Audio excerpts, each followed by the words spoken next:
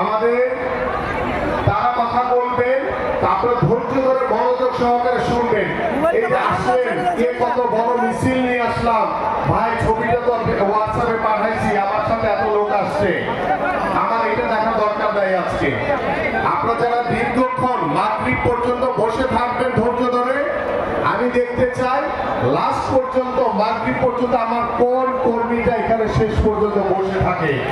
তারা হচ্ছে দলের সাতটা কর্মী, আমি সেটা দেখতে চাই। আমি কে কত বড় মিছিল নিয়ে আসেন সেটা দেখতে চাই না।